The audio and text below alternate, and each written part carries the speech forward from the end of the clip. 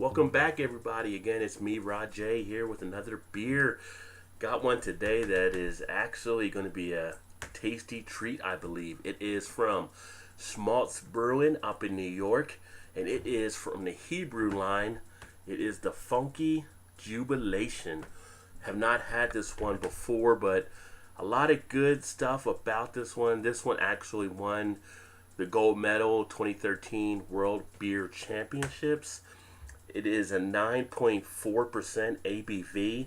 It is a blend of 7 ales aged in 35% bourbon barrels and 65% rye whiskey barrels. There are no IBUs listed on this one, but Beer Advocate actually has a ranking of 87 for good, and Rate Beer has it rated 99 overall with 93 for style. This one actually comes in, for the health conscious out there, 282 calories estimated for this 12-ounce bottle. So this is, I may fill this later when I'm at the gym, but it's going to be a good one going down, I hope. Best to serve in a snifter, tulip, or a tumbler glass. We're actually going to use a snifter for this one. And as part of their seasonal series, it's considered to be an American wild ale. So looking on the bottle, you have the nice funky art design. Got the Afro pig, got the picture of the Jewfro, and then on the back you got a little bit of details on how they made the beer. How we made it funky for 2014, Jewbelation 15, aged 18 months, Messiah aged 3 months, Bittersweet Lenny's RIPA aged 12 months, Reunion aged 6 months, Origin aged 6 months, Rejuvenator aged 6 months, Death of a Contract Brewer aged 4 months. So a lot of good stuff going on where they've actually have actually aged a lot of these beers. So this one will be interesting. All those beers combined, yeah, that's 1, 2, 3, 4, 5, 6, 7 into this one. So seems like it's a funky party going on. So let's go ahead and pop the cap off of here. Got a little smoke if you can see that action. Now this one was actually bottled February 18th of 2014. So that's going to be kind of interesting in itself on how it has been also aged since the time it was bottled. So let's take a look here. Actually lost the cap. Take my cap Scarface back there. I see you over my shoulder. Better watch yourself, fool. So, this beer itself pours out nice dark color. Not much of a head on it. I'm going to think it's going to be more like a barley wine. You cannot see through this at all. This has almost to a jet black, a heavy brown tint up towards the head. A little more of a lighter brown, kind of a caramel type color.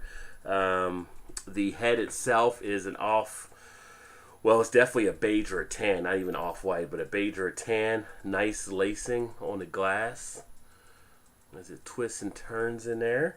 The head itself hanging in there a little bit, haven't really drank it yet. I can already smell the aroma coming off of this.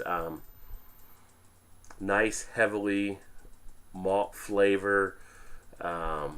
Molasses, caramel, a lot of sweetness coming off of there.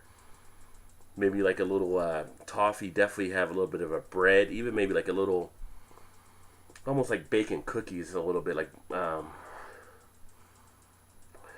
also like a candy smell, real good candy smell. But like I said, as for the clarity, you're not seeing through this thing. There's no light getting through. A dark brown. Not smelling as much with the hops. Really dominated by the malts here. It doesn't indicate on the bottle what hops may be used, I believe, as well. No, it doesn't. So, but you can definitely tell that they use some kick-ass malts on this one. I would say you're getting a little bit of the maybe some of the sweetness from like the yeast or so, but I'm going to give it a taste.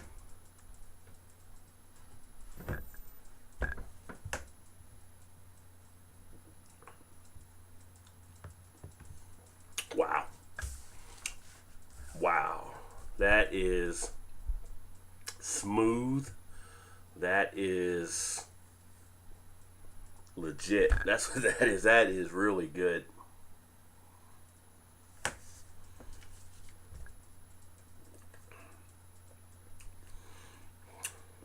What I'm getting from it is a sweetness, kind of a sweet, but then sweet when it comes in, but then it becomes sour as you're drinking it, and it leaves like a candy type taste in your mouth. So you're not really tasting the alcohol, which at 9.4 can be a little dangerous, but it's not very alcohol tasting. It's got the feeling almost like a type of candy. I'm trying to think of which one.